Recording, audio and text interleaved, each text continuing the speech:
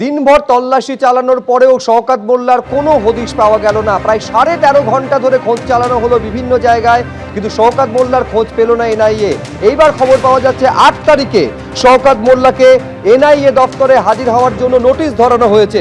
আবির দত্ত আমাদের প্রতিনিধি আরো বিস্তারিত এই নিয়ে তথ্য দিতে পারবেন। আবির,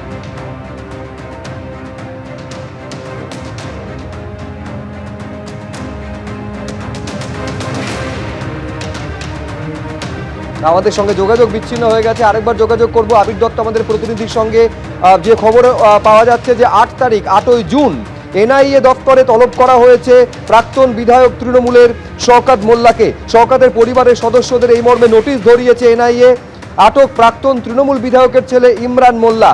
ইমরান মোল্লাকে আটক করেছে এনআইএ, কিন্তু দীর্ঘ তল্লাশি চালানোর পরেও কোনো হদিশ পাওয়া যায়নি শওকত মোল্লার। এবার তাকে এনআইএ দপ্তরে তলব করা হয়েছে। যোগাযোগ করতে পেরেছে আমাদের প্রতিনিধি আবির দত্তর সঙ্গে।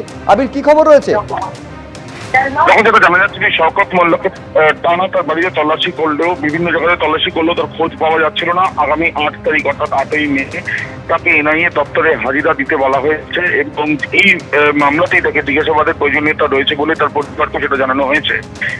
আমরা দেখেছি যে তার বিভিন্ন জায়গাতে নিয়ে গিয়ে তল্লাশি অভিযান চালানো হয়েছিল, কিন্তু এক ব্যক্তিকে গ্রেপ্তারও করা হয়েছে শওকতের খুব ঘনিষ্ঠ, এবং তার সাথে সাথে লালটু নামে আরেক ব্যক্তি, তাকে খোঁজ না মিললেও তার বাড়ি থেকে বেশ কিছু ডিজিটাল ডিভাইস সেগুলো ইতিমধ্যে উদ্ধার করা হয়েছে, কিন্তু শওকত মোল্লার খোঁজ পাওয়া যাচ্ছিল না। বেশ কিছু সিসি ক্যামেরার ফুটেজ খতিয়ে দেখার জন্য ডিভাইস ইতিমধ্যে বাজেয়াপ্ত করা হয়েছে বলে জানা যাচ্ছে। আগামী 8 তারিখে শওকত মোল্লাকে হাজিরা দিতে বলা হয়েছে এনআইএ নিউটাউন দপ্তরে। ধন্যবাদ আবির।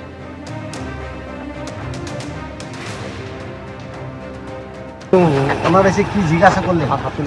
ওনারা তেমন কিছু জিজ্ঞাসা করেনি, যতটুকু জিজ্ঞাসা করেছে আমরা যথেষ্টভাবে ওনাদের কোঅপারেট করেছি।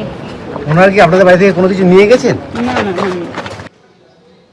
নদীর একাংশ দখল করে তৈরি হয়েছিল ভেরি, কোথাও আবার তৈরি হচ্ছে রেস্তোরাঁ, কোথাও হোটেল তৈরির অভিযোগ। শওকত মোল্লা এবং তার পরিবারের বিরুদ্ধে এভাবেই নদী ও জমি দখলের অভিযোগ তুলেন স্থানীয় বাসিন্দারা। এসবের মধ্যেই শওকত মোল্লার বাড়ির রং নিয়েও শুরু হয়েছে জল্পনা। হ্যাঁ, মাছির কথা নেই, ওই শওকত মোল্লা নিজে ওর বাহিনী, হারবন্দ বাহিনী সব নিয়ে সাতগণ নিয়ে। উনি খুব খারাপ, ওনার শাস্তি হোক। ওনার ছেলে কয়েকশো বিঘে চর দখল করে ক্যাফে করেছে। পুকুর চুরির কথা অনেকেই শুনেছেন, কিন্তু নদী চুরি? হ্যাঁ, প্রাক্তন তৃণমূল বিধায়ক শওকত মোল্লার বিরুদ্ধে এমনই চাঞ্চল্যকর অভিযোগ উঠল। ভাঙর বিস্ফোরণ কাণ্ডে বৃহস্পতিবার শওকত মোল্লার খোঁজে যখন দিনভর বিভিন্ন জায়গায় হানা দিল কেন্দ্রীয় এজেন্সি এনআইএ, সেই তৃণমূল নেতা ও তার পরিবারের সদস্যদের বিরুদ্ধে দখলদারির একাধিক অভিযোগ তুললেন স্থানীয় বাসিন্দারা। শওকত মোল্লার পাশাপাশি তার স্ত্রী এমনকি ভাইয়ের বিরুদ্ধেও দখলদারির ভুরি ভুরি অভিযোগ তুলছেন স্থানীয় বাসিন্দারা। যে জায়গায় আমরা এখন দাঁড়িয়ে রয়েছি এই জায়গাতেই ছিল মাতলা নদী। ছিল এই কারণেই বলা হচ্ছে, তার কারণ স্থানীয় বাসিন্দাদের অভিযোগ যে এই মাতলা নদীর বিভিন্ন অংশ মাটি দিয়ে বুঝিয়ে দেওয়া হয়। যে জায়গায় আমরা দাঁড়িয়ে আছি এই জায়গা শওকত মোল্লা, তার বিরুদ্ধে অভিযোগ যে তার ছেলের যেমন রিসর্ট রয়েছে বা যে রেস্তোরাঁ রয়েছে, তার সঙ্গে সঙ্গে এখানেও একটি হোটেল বা রিসর্ট তৈরি করা হচ্ছিল, যেটা তার আত্মীয়, তার ভাই তার নামে, এমনটাই স্থানীয়দের বক্তব্য। এটা শওকত মোল্লার ভাই আবু তা জোর করে সরকারি জায়গার ওপরে এটা হোটেল বানিয়েছে। এখানে তো মাতলা নদী ছিল, সেই নদী, হ্যাঁ, নদীর চর একটা, এটা নদীর চর। শওকত মোল্লার বউ এবং হচ্ছে আরও সব বাহিনী আছে, জোর পূর্বে এইসব ফিশারি জায়গা, তারপরে ওই সব দখল, হাউস সব দখল। পুলিশ আমাদের কথা শুনিনি এবং থানার মধ্যে আমাদের ঢুকতে দেয়নি সে সময়।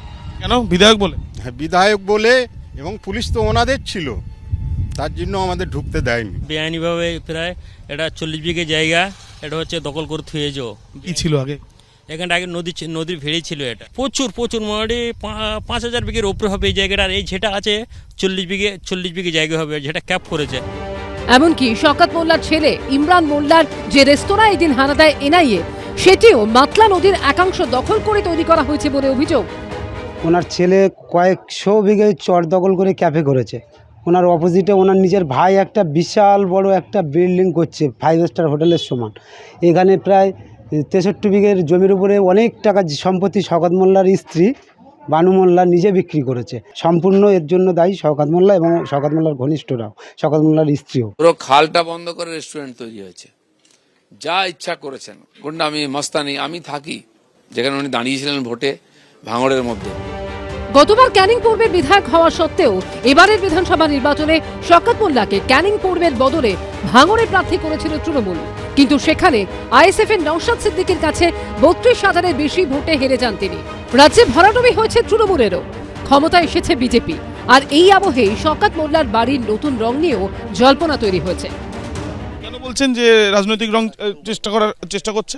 ওরা সিপিএম থেকে টিএমসিতে এসেছিল যেভাবে, সেইভাবে মনে করছে যে আমি ফের টিএমসি থেকে বিজেপিতে আসবে। রাতারাত্রি উনি মানে ওনার ঘরের রঙগুলো চেঞ্জ করছে। কোনটা দেখ, এদিকে আসুন, কোনটা দেখেন। এটা গেরু রং যেটা করছে, এইটা জানলা টানলাগুলো করছে। মানে কবে হয়েছিল? এই 3 দিন আগে। শওকত মোল্লাকে নিয়ে ইঙ্গিতপূর্ণ মন্তব্য করেছেন তৃণমূল সাংসদ কল্যাণ বন্দ্যোপাধ্যায়। শওকত মোল্লা তো কালকে দেখলাম যে ঋতুব্রত ব্যানার্জির সঙ্গে দেখা করতে গেছিল। তাহলে ঋতুব্রতর কাছে গিয়ে তো কিছু লাভ হয়নি, হলো কি? শওকত মোল্লার খোঁজ এখনো পায়নি এনআইএ। আবির দত্ত, সমীরণ পাল ও কৌশিক কাঁতাইতের রিপোর্ট, এবিপি আনন্দ। এবিপি আনন্দ, এগিয়ে থাকে, এগিয়ে রাখে।